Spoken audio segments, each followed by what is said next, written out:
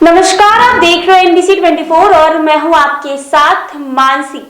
बिहार में अब एक और पुल टूटने का मामला सामने आया है।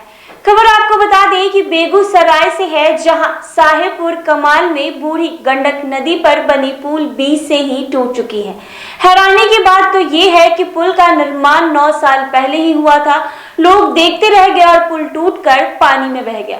कुछ दिन पहले ही इसमें दरारें आ गई थी। जी हां, अप्रोच पथ के अभाव में यह अनुपयोगी साबित हो रहा था। जिले के साहेबपुर कमाल प्रखंड क्षेत्र के रहुआ पंचायत और विशनपुर आहोक पंचायत के बीच बूढ़ी गंडक नदी पर बना सड़क पुल रविवार को सुबह अचानक 2 हिस्सों में बंट गया है। गनीमत ये रही कि उस वक्त पुल पर कोई भी मवेशी या फिर वाहन का आगमन नहीं हो रहा था। जानकारी के लिए आपको बताते चले कि विगत 2 दिनों से यह पुल सुर्खियों में था। दरअसल पुल टूटने से पहले इसमें बड़ी दरारें आई थी। पुल की जांच के लिए शनिवार को इंजीनियर की विशेष टीम भी बुलाई गई थी, जिसके बावजूद पुल को बचाया नहीं जा सका। आपको जानकर हैरानी होगी कि महज 5 साल पहले ये पुल बनकर तैयार हुआ था। मां भगवती कंस्ट्रक्शन बेगूसराय के द्वारा 1300 से ज्यादा लाख लागत के 23 फरवरी 2016 से यह पुल का निर्माण कार्य शुरू हुआ था और महज 1 साल बाद 22 अगस्त 2017 को यह शानदार पुल बनकर तैयार हुआ और आज 5 साल बाद यह पुल टूटकर 2 हिस्सों में बंट चुका है। यह पुल टूट जाने के कारण इलाके के लगभग 30,000 से ज्यादा लोग प्रभावित होंगे। खासकर किसान लोगों को काफी कठिनाइयों का भी सामना करना पड़ सकता है, क्योंकि मवेशियों का चारा के लिए यह पुल काफी कारगर साबित हो रहा था। वहीं इसका खामियाजा अब यहाँ के छात्र छात्राओं व बीमार पीड़ित लोगों को भी भुगतना पड़ेगा। बता दें कि पुल बनने के बाद भी वाहनों के आगमन पर रोक थी। स्थानीय लोगों का कहना था कि गंडक नदी पर यह पुल बनने के बावजूद भी वाहनों के आगमन पर रोक थी।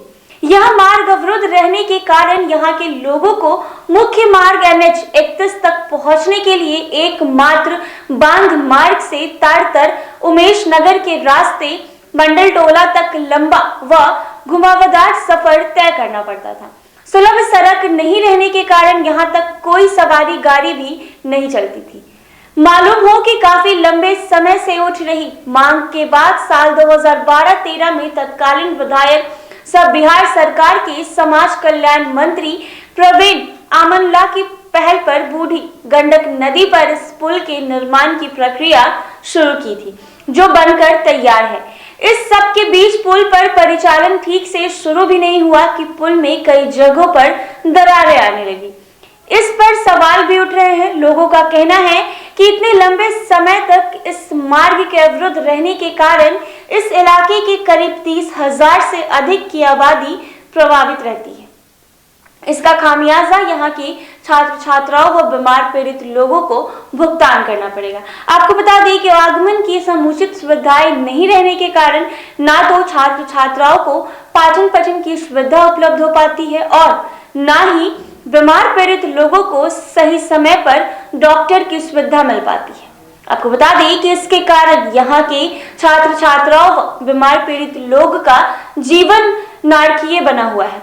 स्थानीय लोगों का कहना है कि इस मार्ग के अवरुद्ध रहने के कारण यहाँ के लोगों को मुख्य मार्ग पर यानी NH 31 तक पहुँचने के लिए एकमात्र बांध मार्ग होते हुए कई गाँव होकर तय करना पड़ता है।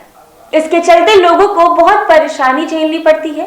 वहीं रात होने पर अगर किन्हीं को आना है तो परिजनों को NH 31 पर बुलाना होता है या फिर रिजर्व गाड़ी करनी पड़ती है। आपको बता दें कि इसका खामियाजा यहाँ के छात्र छात्राओं और बीमार लोगों को काफी ज्यादा भुगतना पड़ता है, क्योंकि आगमन समुचित सुविधा नहीं रहने के कारण ना तो छात्र छात्राएं को पाठन पठन की सुविधा उपलब्ध हो पाती है और ना ही बीमार लोगों को सही समय पर डॉक्टर की सुविधाएं मिल पाती हैं। ऐसे ही तमाम खबरों के साथ देखते रहें NBC 24।